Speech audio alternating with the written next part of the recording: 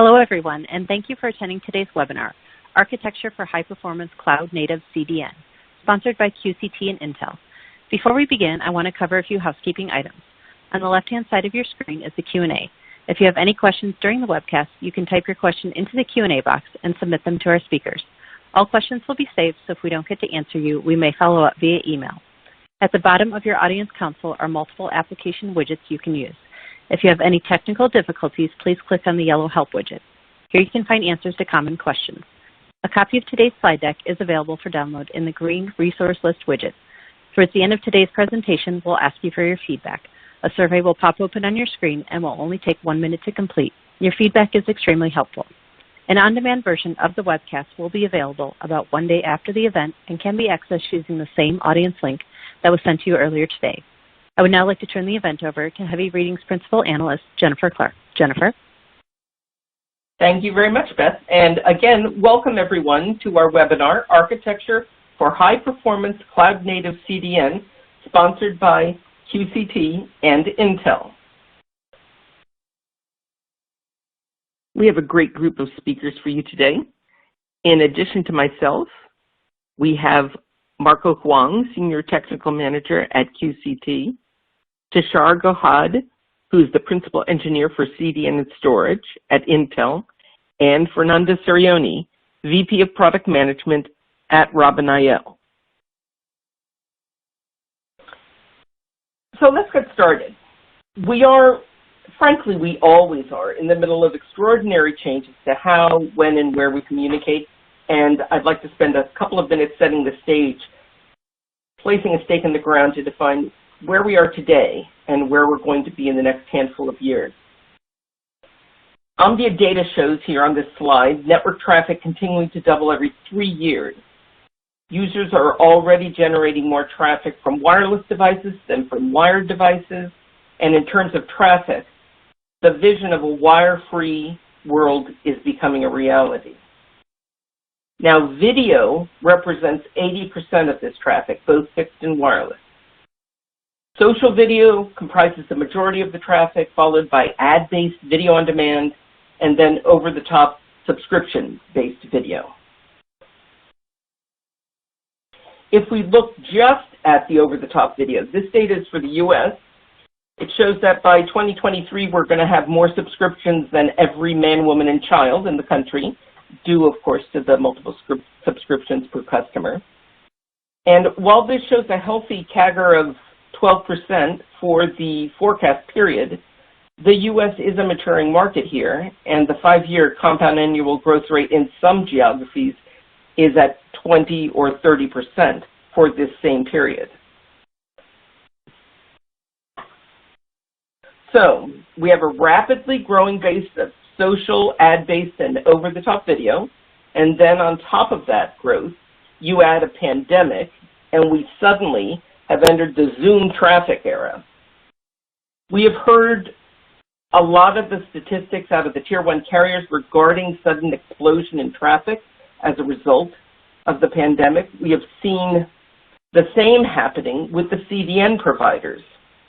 For example, Akamai has stated that it saw a 50% increase in traffic relative to an average day. So Akamai's peak traffic burden during Q1 of 2020 was twice as large as last year's peak traffic burden.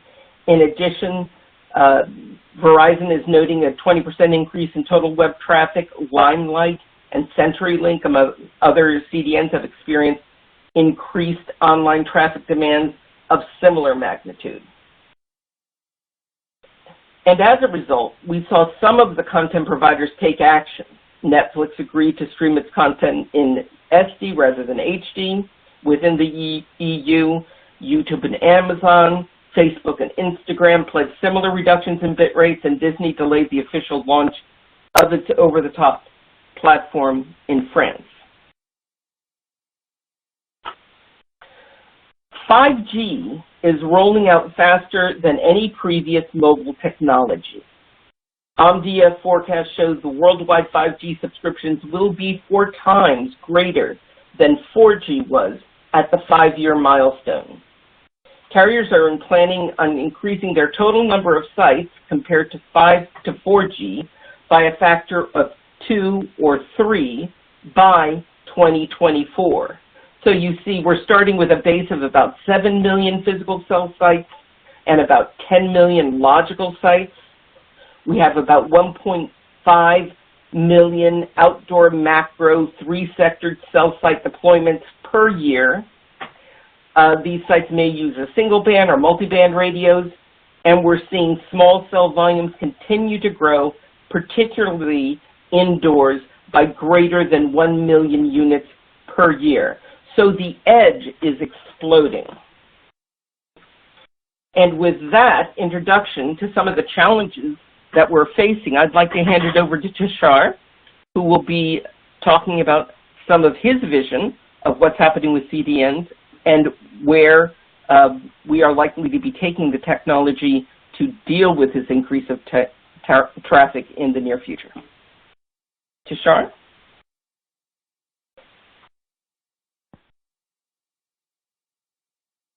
Thank you, Jennifer.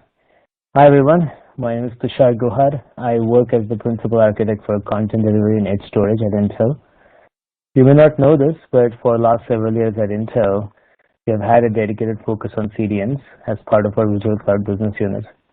We have been working in furthering the CDN and the edge ecosystems through our involvement in network and storage architecture and investment in open source software, including those in CDN data plane and control plane.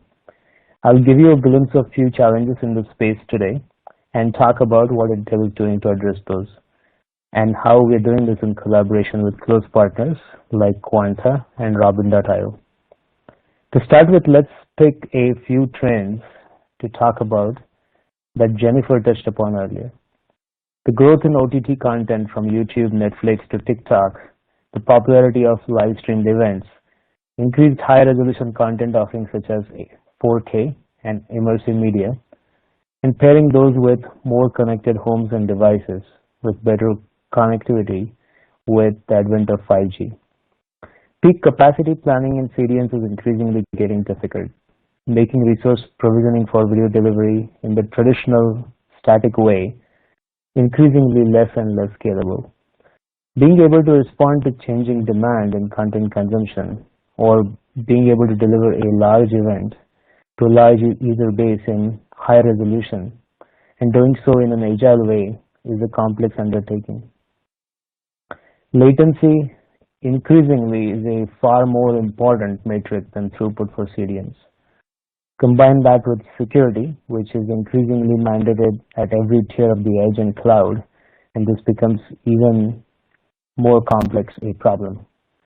There is a need for a more CapEx-friendly model where available server resources can be utilized and reutilized in a way that an edge operator can leverage the same infrastructure for CDN and also other edge functions when and where there is a demand.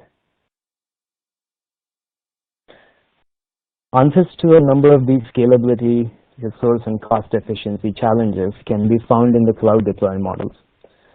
When cloud native, CDN services would run in a multi-tenant environment, would be software-centric, there would be user plane and data plane separation, like in the cloud.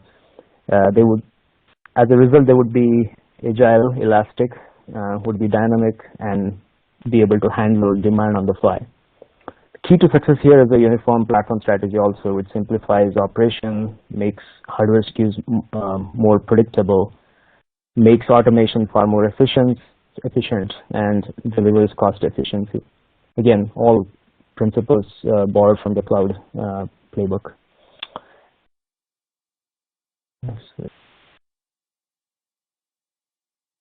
Cloud native CDNs do bring simplified provisioning, failure management, and other operational tasks, simplifying those, thereby reducing the OpEx as well. The result is reduced time to market for new services or programming, and it can also result in potentially CDN services at far-edge locations that are otherwise resource constrained and typically unmanned. The other important requirement is also to maintain high performance, low latency, and smooth media delivery while bringing in the benefits of cloudification. Now let's look at the three key pillars of a cloud-native edge, kind of up-leveling a little bit. Infrastructure, shared compute, network, and storage resources that are running multiple tenants, one tenant being CDN. At Intel, our mission has been to make a standard server platform into a best-in-class network infrastructure platform and to deliver scalable, programmable, and intelligent infrastructure for its services. The second pillar is, of course, the services themselves and the ability to dynamically and efficiently instantiate and tear down resources based on demand and or load at any given time or place. Intel is focused on providing application recipes and tools to make it easy for app developers to build and deploy with the cloud-native approach. To facilitate this, we have built the easy button for developers called Openness, which Fernando will go into the details of momentarily. The third pillar is automation, whereby a service is deployed with single or eventually zero-touch provisioning and configuration of virtualized network, compute, and storage resources.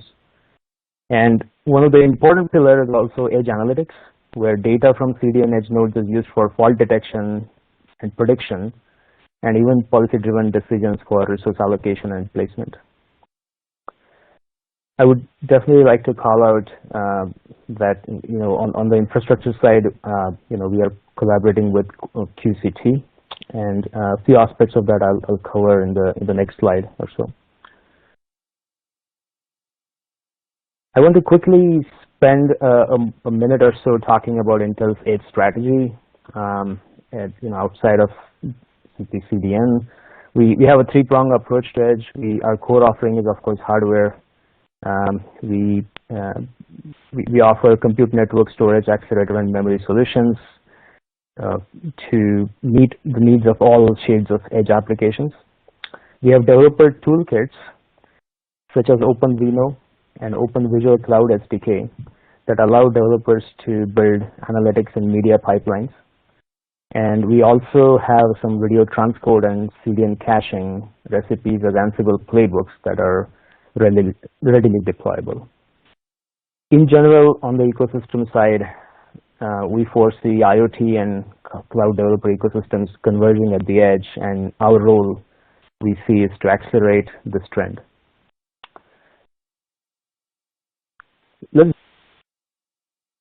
CDN is a competitive space.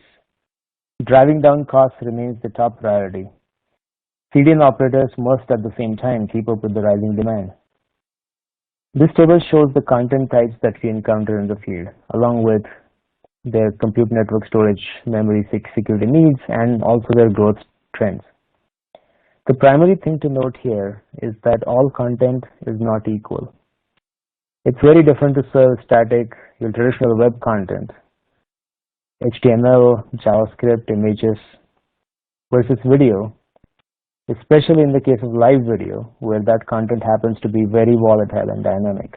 The content is constantly being swapped in and out of the cache. Live content thus needs small to moderate capacity, but a high endurance storage, whereas video on demand is more of capacity centric, where it needs a platform with large storage capacity, but low to mid endurance is acceptable.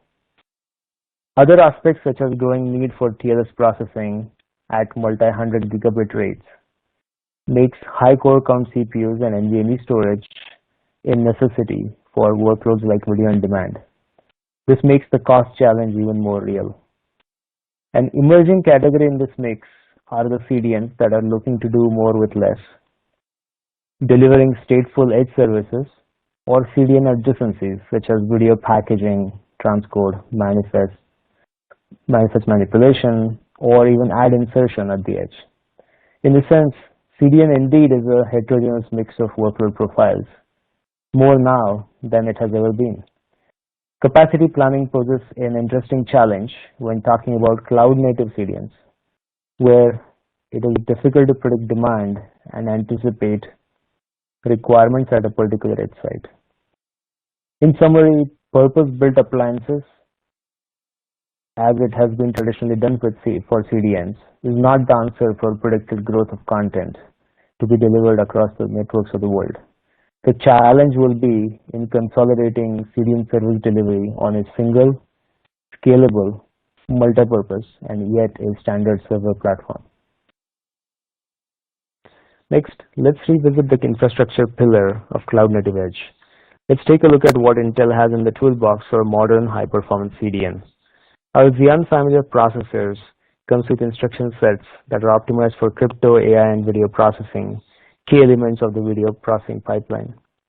We have also invested in custom CPU SKUs that are optimized for CDN workload, offering up to 20% higher throughput and lower latency. We have Xeon SSC line of products as well that is created to address performance per watt and performance per dollar requirements of edge applications that run in constrained environments. In the network space, our QAT or Quick Assist accelerators have been used by top CDN providers for accelerating TLS functions. And our upcoming 100 gigabit Ethernet adapters have a technology that CDN providers should look at. It's called ADQ or Application Device Queues. This technology enables latency consistency and lower time to first byte or time to first chunk latency. Both are very critical metrics for CDNs. Next, let's take a look at storage. Storage is a key requirement for video on demand platforms. Video on demand delivery has different delivery profiles. In some cases, VOD requires high capacity, high IO solutions supporting heavy write access without sacrificing read. This is basically the case where longer tail content changes constantly, whereas popular content rarely changes. There are other profiles of video on demand where intelligent caching is aided by user behavior or content popularity analysis, which makes the workload less write heavy.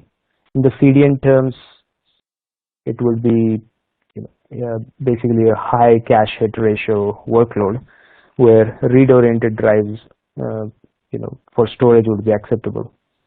Intel has been innovating in the NVMe SSD or NVMe NAND space for over a decade now. Our write-intensive TLC SSDs with mid-endurance and read-intensive QLC SSDs with value endurance, as we would call it, are some of the most mature solutions on the market, offering top performance and great dollar per gigabyte price points for video on demand workloads. For live video delivery where content is cached in order to handle large fan outs and delivering on latency SLAs, albeit for a very short duration, the platform needs a high density and high endurance media. Typically, this has been a DRAM based solution. Intel's Optane persistent memory brings a change to this space by offering a solution that's denser than DRAM with a significantly lower price point, while offering similar latency characteristics for a live video workload. We are also working with key hardware OEMs like QCT and CDN ISV partners to deliver an Intel Select solution for CDN. This solution is aimed at delivering a scalable multi-purpose platform that is customer ready, and it is validated with lifelike CDN workloads at the Intel labs or at our partner labs. Marco from QCT will cover details of one such solution from Quanta in the next section. Now let's talk about an important pillar of Cloud Native Edge, automation. Automation or intelligent orchestration is a key requirement for Cloud Native CDNs. As we talked about a few moments ago, CDN is a resource-intensive workload. Resource-intensive in terms of compute memory, storage, network, accelerators. There are also affinity and anti-affinity rules which define affinity between compute and storage, or compute network storage and accelerators. Following these rules in regional data centers where CDNs have traditionally been deployed hasn't been a challenge given dedicated servers have been deployed for CDN. When we talk about far edge locations though, where facilities are space, power, cooling constrained, it will be suboptimal to deploy dedicated appliances for CDN. Furthermore, the process of bringing up and managing CDN instances with complex network topologies will not be scalable given there are only limited personnel available at these locations. So the migration towards cloud-native infrastructure has the potential to address these challenges of extending CDNs to the far edge. It will become possible to deploy cache capacity on demand, both centrally and deeper towards the network edge. However, this needs an orchestrator with the capability of being able to discover near or even far edge nodes with the right feature set, matching a given demand to a particular set of resources and meeting all the affinity rules that I talked about earlier. It still remains a challenge. Intel has been working on a toolkit called Openness. It stands for Open Network Edge Services Software Architecture, which is basically a set of building blocks for edge. You can consume this as a set of building blocks, as individual components, or as an experience kit, which is basically a packaged set of Ansible playbooks for various edge use cases, including CDN. To take this a step further, we also have our commercial partners like Robin that offer comprehensive solutions to these automation problems. In addition to resource mapping, resource scale out, and scaling challenges we talked about, I would like to call out a few other areas that are important from an orchestration and automation point of view for CDNs. First, storage management, which is critical for CDNs. Local storage management has been possible with solutions like Robin. Robin has had a mature storage solution paired with their orchestrator for quite some time now. Disaggregated storage management, though, remains an area of exploration, or definitely calls for improvement in the space. Power management is another area which is critical, given edge is a constrained environment. And the third area where the industry as a whole could invest some time in is CDN traffic routing and load balancing solutions. And again, I don't call this out just from a qualitative or functional standpoint. It's really about performance. There are solutions to traffic routing and load balancing problems in the Kubernetes world or cloud native world today. However, there are not as many high performance solutions. To sum it up, while the cloud native model does bring the promise of scale, agility, cost efficiency, reduced time to market for services, we do need to acknowledge that these benefits do come with challenges. Challenges that will only be solved by a smart mix of platform hardware, software, and resource managers. So to talk about two of these key tenets, hardware and resource management, we have our friends from QCT and Robin.io here. So to first cover their edge and CDN solution offerings, we have our friend Marco Wang, who will go next. Thank you so much. Hello everyone, and thank you, Tushar. Before I get started, I just want to spend a couple seconds to introduce myself. My name is Marco. I've been working for QCT almost 6 years, and my role and responsibility in QCT are emphasizing on open infrastructure, including OpenStack, Kubernetes, software and the software-defined storage, plus automations to expedite the solution deployments. So here, we'd like to give you a little bit more information about the QCT and who we are and what we do. So it might help you with the clear pictures I'm going to deliver to you in the following sections. So QCT is a global data center solution provider to serve cloud providers, telco operators, and the enterprise for public, hybrid, and private clouds. The product lines including the servers, storage, switches, and QCT can do design, manufacturers, integration, and services for all global customers. The parent company of the QCT is Quanta Computers. So let's get on to today's topics. So first of all, I would like to talk about the global trend of the video cloud in the current market. Why CDN nowadays is so important. So according to the study by Ericsson and Cisco in a public report, by the 2023 to 2025, there's pretty much 75% of the mobile data traffic will be on the video contents. Since people nowadays are turning their smartphone or smart devices to watch news, entertainment, and live streaming, such as basketball, football, or live concert. So there's a great popularity of the smartphone or smart devices with a large screen, high resolution, and a platform that support live media. So it will be counting on the video content in the social media and the web pages. So that's why CDN become an essential tool to successfully count out video content delivery at a speed to provide fast loading times, minimize the risk of the traffic spike to ensure site stability and the better site performance. So all this about means that's why by leveraging the content delivery network, those content provider can deliver fast quality experience to all the end users, no matter what locations, browser, devices, or network you're going to connect in from. So speaking of the fast delivery, the quality of the experience and the better performance on the CDN.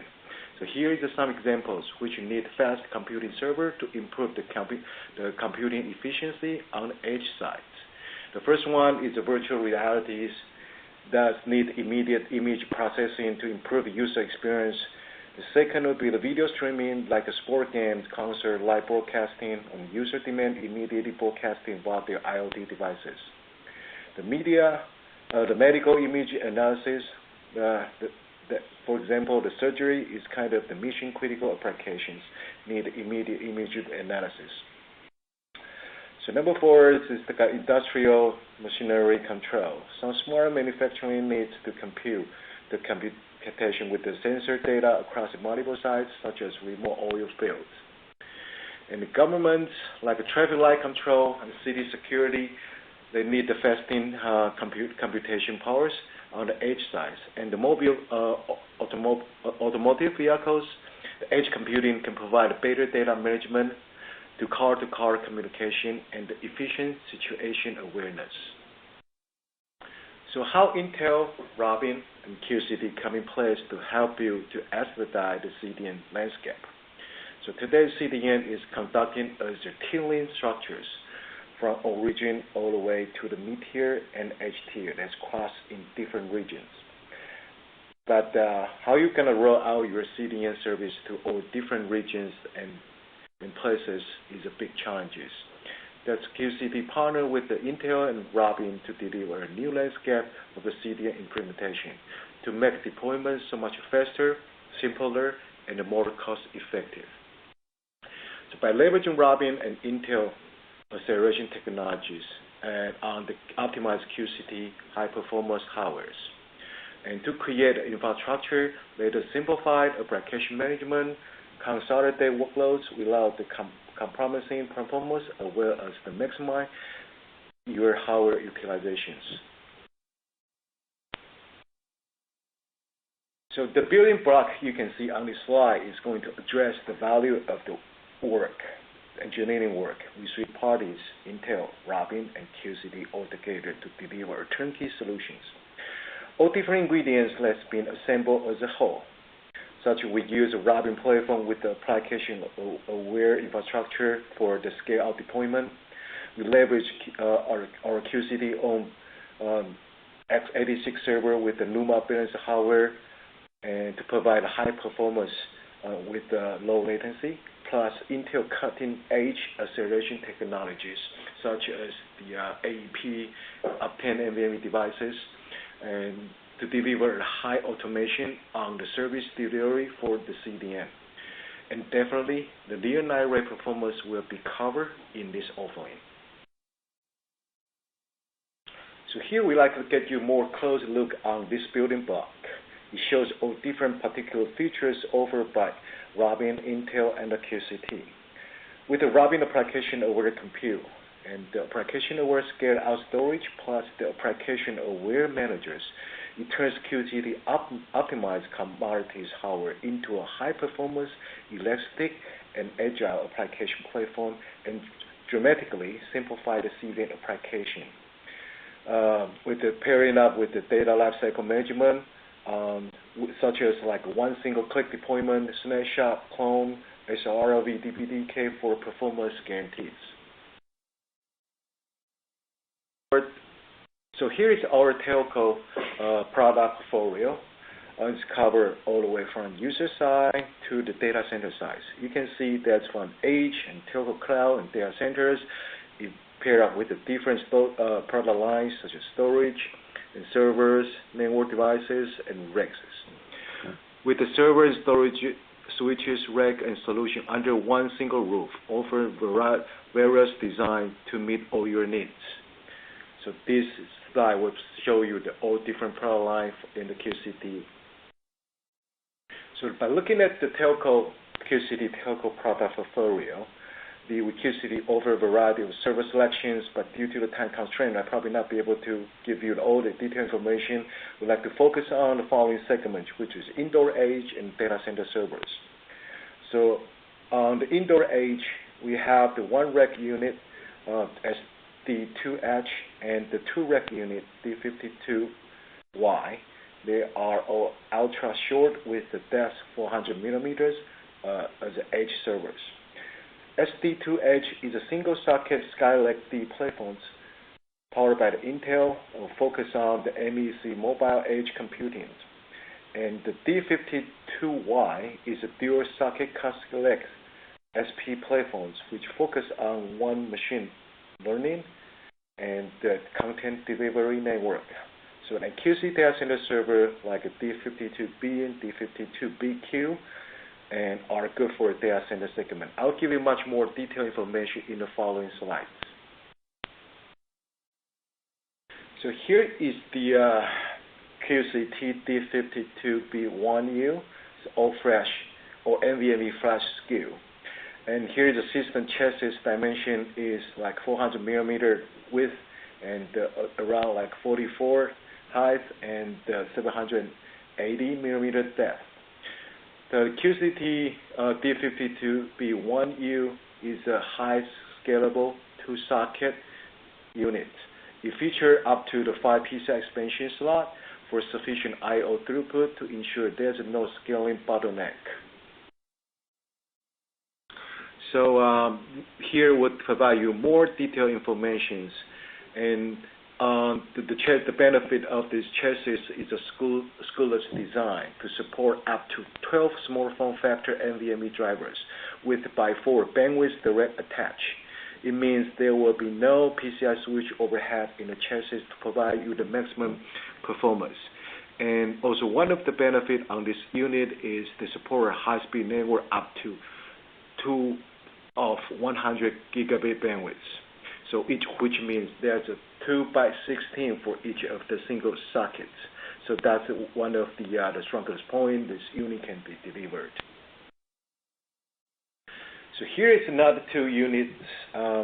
two rack unit devices, which is D52BQ, the system chassis with the 447 millimeter width plus the around 88 millimeters height and 780 depths. The QCT D52BQ is a highly scalable with 2 socket servers. It features up to 10 PCI expansion slots for sufficient I/O throughput to ensure there will be no scaling bottleneck.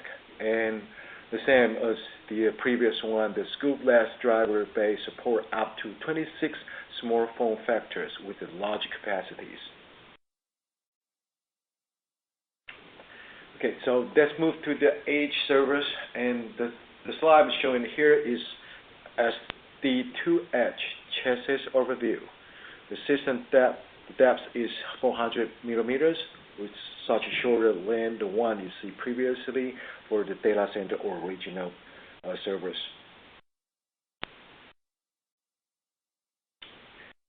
So here shows the key features on this unit. The design concept of SD2H is ultra-short chassis, which can fit into the various kind of the environment, or the I/O or front axis, which means it can be placed very close to the wall and good for small spaces. So in addition, it comes with the flexible I/O designs. Customer can choose either up to 2 PCIe expansion slots for FPGA, GPU, LAN options, or 2 of the 15mm U.2 devices for cache accelerations. And the system supports single Intel Xeon D CPU. So such a small system can be used as a high-end CPE. We also reserve Wi-Fi and LTE modules designed for UCP applications. There's also Wi-Fi LTE module options for UCP applications.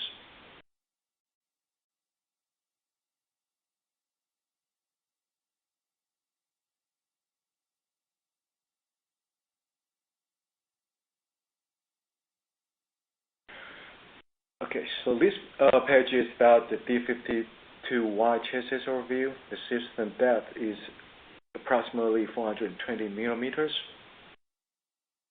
So here shows the key feature of this unit. The design concept of the D52Y is a short chassis which can fit into the different kind of the environment, or the I/O or front axis, which means you can place very close to the wall and go for small places.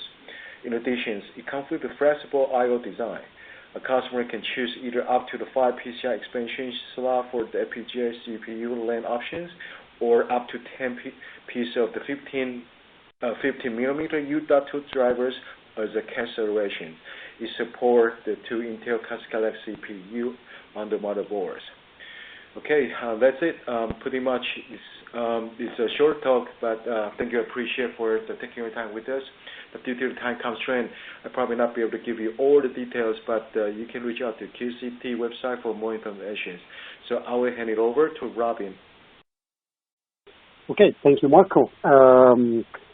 So one thing that we're going to cover with Robin is about as you move into 5G networks and CDN and RAN and core and other enhancements or deployments for 5G networks.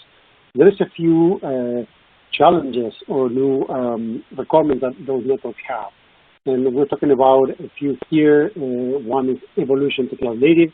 This is a discussion about having applications that are going to be running in a mixed environment where you have VNFs or virtual network functions, which are running on virtual machines, as well as CNFs and containerized network functions, which are running on containers on Kubernetes. So that is an area that mobile operators are looking to do the evolution of the network into that type of environment with their applications for edge, for example, as well as RAN and core. The other area as a trend in the mobile networks is about the open architectures. We have seen in RAN, for example, functionality like Open RAN or an alliance, no interfaces. We're talking about CDN, where you have a disaggregation between the hardware and the software, between the different vendors of software and hardware, for the mobile operator to have an ability to get the best possible hardware, like QCT, for example, and avoid a lock-in with a legacy vendor for some of those solutions. And the other element that is very important as you go into these much more complex networks is the need for automation. If you look at how these complex networks that involve complex workloads and multiple sites, including things like CDN and optimization at the edge, requires a high level of automation that was not necessarily required before. But as you move into 5G and new networks, that need for automation is a must, and we'll be covering that on the coming slides. In this case, we wanted to show an example of a mobile operator, a next generation mobile operator that is launching 5G services on a big network, a tier 1, where they have deployed the conjunction of Intel-based servers with QCT, as well as using Robin for the infrastructure running on Kubernetes, as well as the application orchestration and automation. So in this case, there were few challenges that they had in terms of economic challenges, in terms of keeping the cost under control when deploying the new 5G services, being able to deploy those services very fast with very short timelines in terms of time to get all the services up and running. Also, the ability to bring multiple solutions from multiple vendors with open standards, as well as a multiple vendor environment, as we discussed, as well as a very highly distributed data centers across big geography, right? When you put all these challenges together, the combined solution between Intel, QCT, and Robin allows this mobile operator, which is located in Japan, to go with a very, I would say, cutting-edge solution that included all the benefits of new technologies, cloud-based architectures or cloud-native architectures, hyper-automation, high-level orchestration, with the consequence or benefit of a drastic reduction on the cost, the CAPEX and the OPEX that this operator had compared to the solution if they had gone with a proprietary vendor or vertically integrated stack. So we can cover that in a little more details, but great benefits, and we are seeing the advantages of this approach as many mobile operators around the world are taking advantage of this combination of new technologies. Okay, so in this case, we're going to be covering one of the components of the Robin solution, which is the CMP, or Cloud Native Platform. This is the solution from Robin that is running at the data center on top of those operating systems in the on-premises deployment with, for example, QCT servers. So in this case, what we do is taking an upstream and modified Kubernetes distribution, and then Robin has made enhancements to it to support areas like high-capacity virtual networking. So we're supporting functionalities like SRIOV, or single root I/O virtualization, DPDK, which is an enhancement that Intel has added to get maximum performance on that hardware, as well as others like full IPv4, IPv6, multiple interfaces. Basically, all these functions that you need for a high capacity, as we discussed, high performance CDN application that requires usually very high throughput, high capacity, big number of users simultaneously accessing data. On other areas as well, Robin has enhanced the basic Kubernetes functionality to support high capacity storage with multiple functions like snapshots, clones, replications, in essence ensuring that the data on those databases that are usually big databases of petabytes of data are fully functional and available regardless of the application state. So if you have a failure or a problem on the underlying, let's say power goes away from the data center, you still do not lose your data. And then on top of that, we have as well added a layer of automation, orchestration, and lifecycle management to ensure that these applications can be deployed, instantiated, and maintained in a very organized and scalable way. So that's one of the components. And we're going to go over the other components of the solution that allows to have this high-performance CDN solutions at a mobile operator's side. So the second component of the Robin solution for mobile network is what we call the MDCAP, or multi-cluster automation platform. This is the diagram here on the right, where on top of standard or Intel-based server and a typical Linux operating system and a Kubernetes platform, we install a central engine that allows you to manage the thousands of servers that are running the Robin Cloud Native Platform, or CMP, which is the dark blue diagram on the left. So you're going to have thousands of these platforms, Cloud Native platforms on the left, installed into each of these servers that are deployed on the on-premises components of the network, being managed by a central component, which is the MDCAP on the right side, the TL1. So between the two, it allows mobile operators to deploy a massively scalable network that allows you to support very demanding applications like RAN, core, and of course, high-capacity CDN and caching.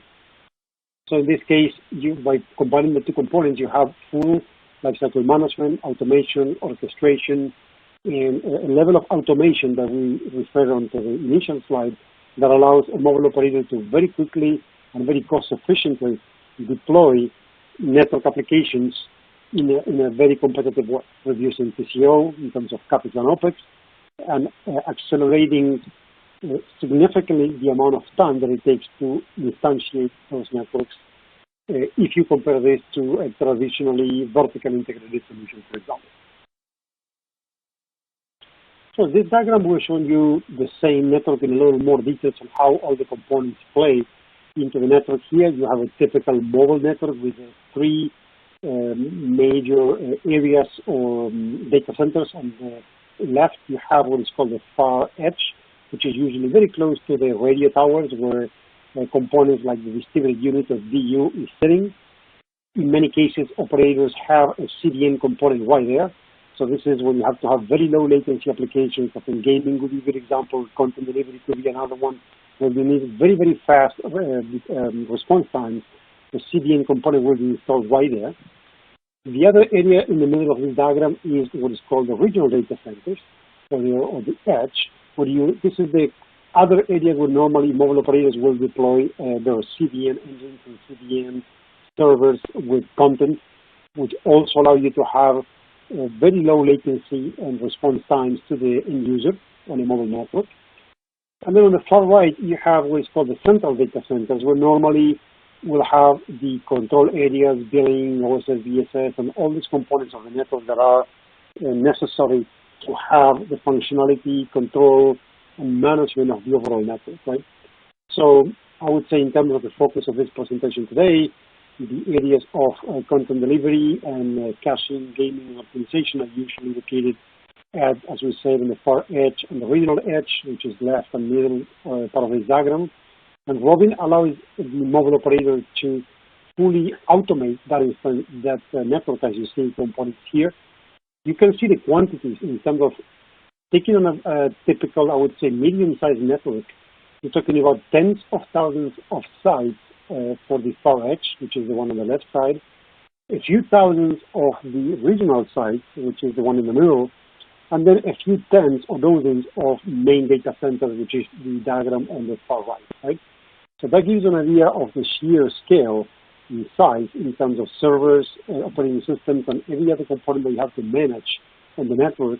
And that is where Dr. initial statement here is automation is so keen given the size of these networks, right? Okay, and this slide we're showing now putting all together, right, how a typical deployment with all the components looks like in a typical mobile operator. We have here, again, the three sites, site types. On the left side, the far edge, where normally the close to the tower is, the regional edges, as well as the central data center on the far right. And you can see here we have a combination of multiple workloads. So, for example, picking the far edge on the left, we have the servers, in this case, QCT and Intel-based servers. On top of that, you have the Robin CNP platform, which is on this data center and the regional data centers. And running on top of that platform, you have, in this case, several components of the CDN. So those are the servers that will be with applications very close to the closest to the user. So those will be the ones that have the fastest response time.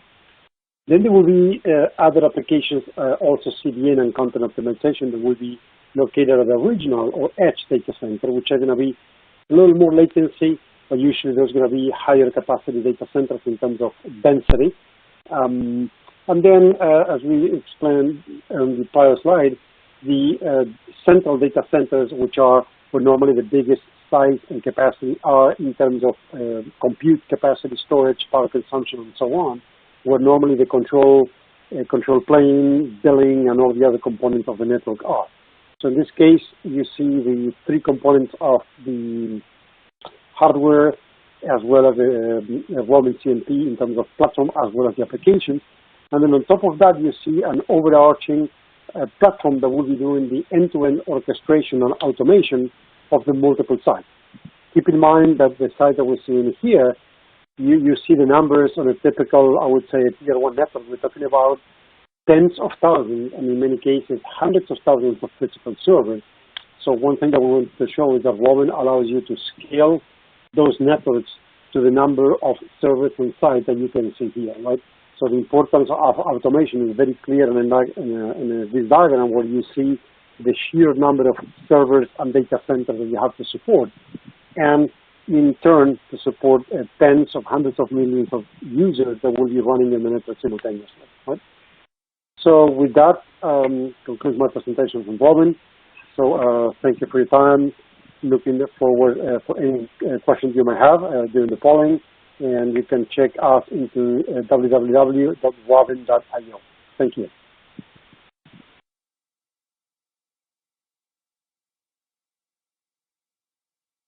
Thanks very much, Fernando. And let's now move to Q&A. We have a number of questions.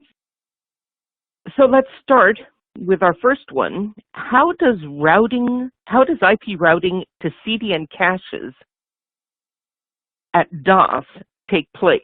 And who would like to answer that one?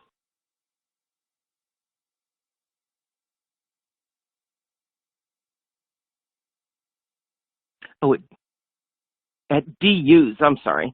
We had that clip there. So Marco or Fernando, would you like to answer that? Remember to take yourselves off mute.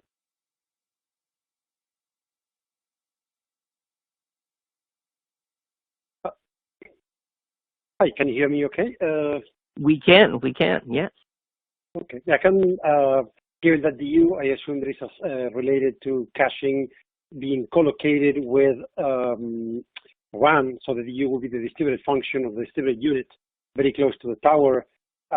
Normally in this case, if we're talking about a possibility of having a DU location in one data center, which is called the far edge, very close to the edge, and another data center likely will be the original data center a little further away from the edge, where the CDN will normally be deployed.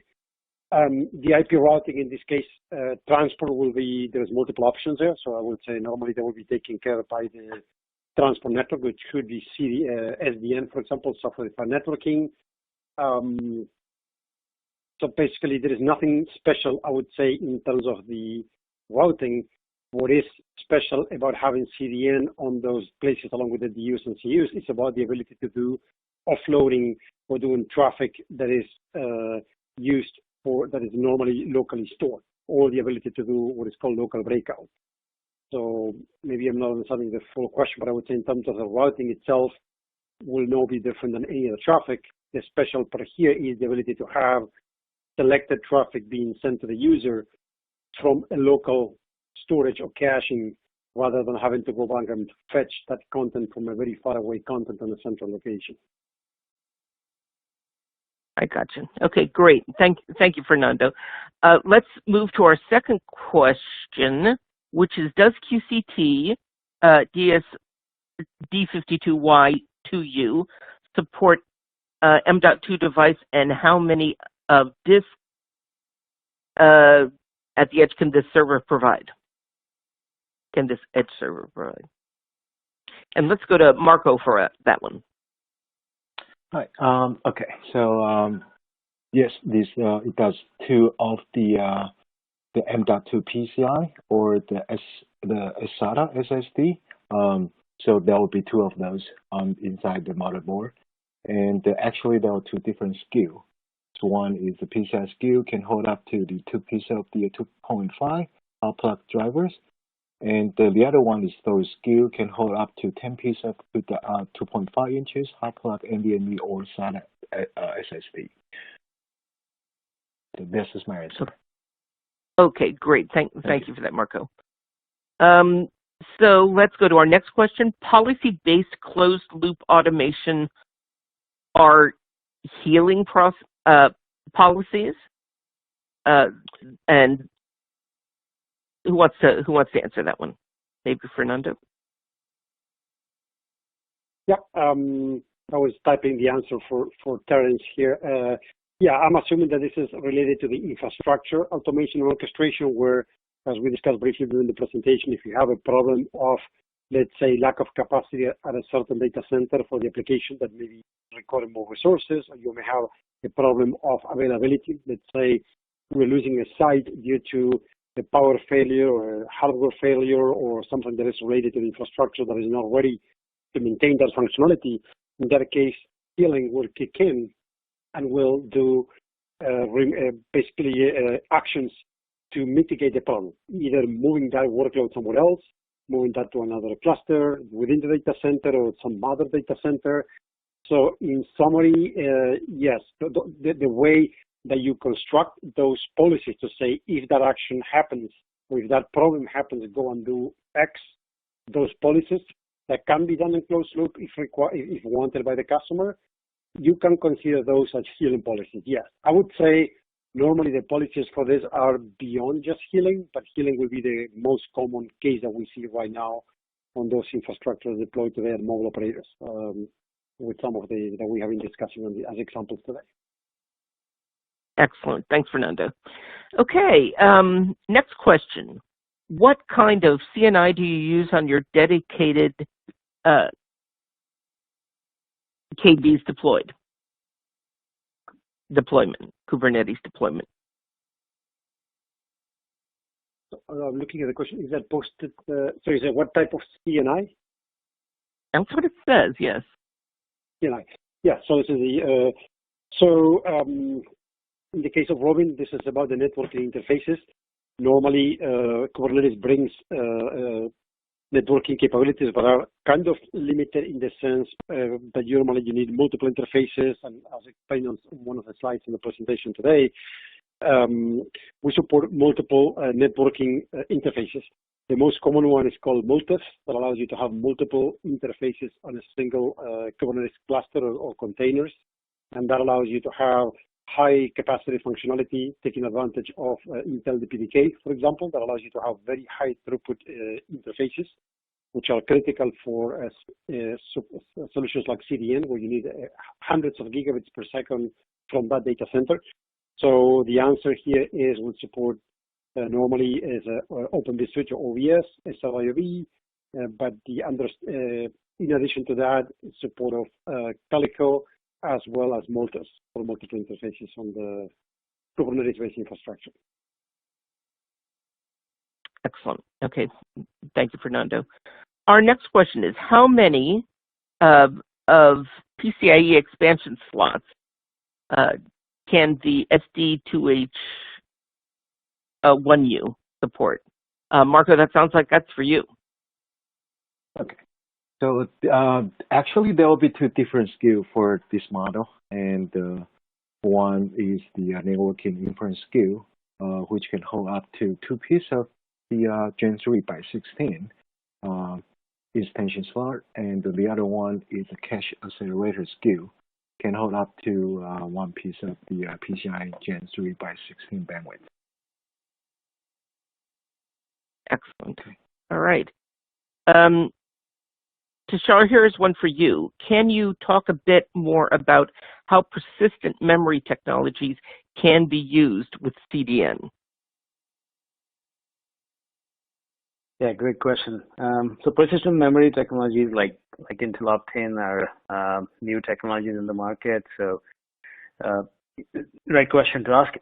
So traditionally, CDNs have been mostly storage focused on the web or VOD side. However, on the live front, most implementations are based on DRAM. And the primary reason for that is the high endurance requirements of the workload being very dynamic or volatile. So for these transient workloads, persistent memory provides a great alternative for live deployments that need, terabyte class memory density, and you can basically use persistent memory solution as a DRAM replacement or augmentation in most cases, where we have been able to show with some of the telco deployments that you can basically improve your channel density while improving your TCO for live use cases. Hope that answers the question.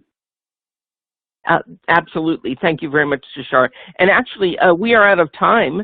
So I want to very much thank Marco, Fernando, and Tushar for a great presentation, very informative, and thank you all for listening into our webinar.